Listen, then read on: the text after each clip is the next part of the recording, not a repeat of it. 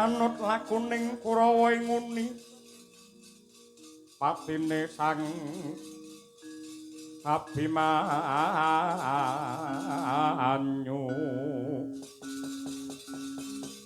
kena ing cidra kandya sang Satyaki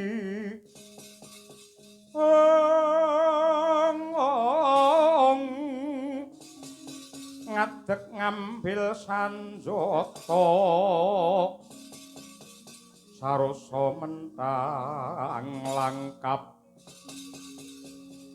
Burisrawa pinanah ketiban naga banda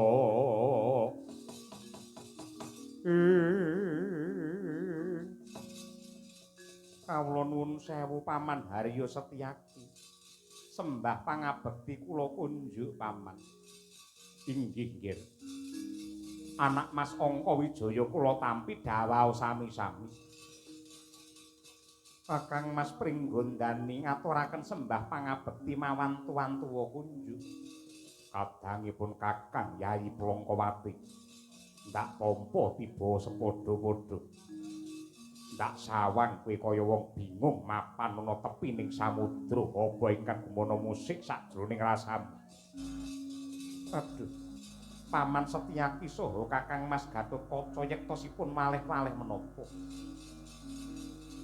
Wonten bab ingkang andadosaken kuwatos lan prihatos tumraping manah kula.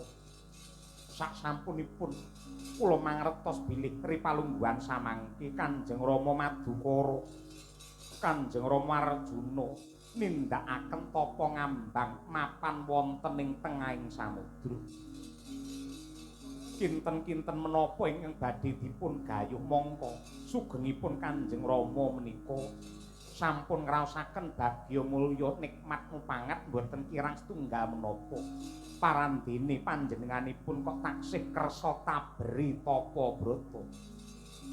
Anak Mas Abimanyu nuwun sewu. Satriya kados ingkang Rama Raden Arjuna menika yektosipun boten namung mikolehaken diri pribadi tegesipun sugengipun menika dipun sramakaken kangge srana kamulyanipun bebrayan agung. Mongko cetha pratila bilih ripalungguhan samangke negari Ngamarta nembe ketaman tintrip. Mbok menawi menika mujudaken tanggel jawab ingkang dipun tindakaken dening Kang Rama anggenipun nyambung raos kalian Gusti ingkang Maha Kuwaos meminta marang Sih nugraning Hyang Agung supados negari Ngamarta bagya mulya tentrem kadiwinyuni. Malah yen saka panemuku Yayi Abimanyu pun Kakang lawan Siadi lan uga kabeh para putra-putra Pandhawa jemung mangku tangan. Nanging sak bisa-bisa jaga ing kiwa tengening samudra kene. Nadyanto tumindak ingkang ditindakake dening Paman Arjuna ki becik ning wong seneng ora kurang pangalembana, wong cacat, wong serik ora kurang panyacat. Kula kang mangkono kabeh kudu waspada aja nganti lena kaprayitnaning lair batin. Yen nganti ana menungsa sing murang tata bakal ganggu gawe anggene tapa brata Paman Arjuna. Ndak pundhut kanthi banget Yai Abimanyu aja mung meneng wae. Ayo makarti ayo jumangkat.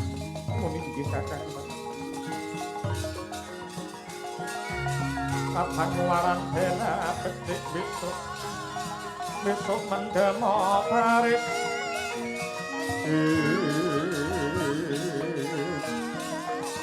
Paris prayek monggo saronto wong ing swara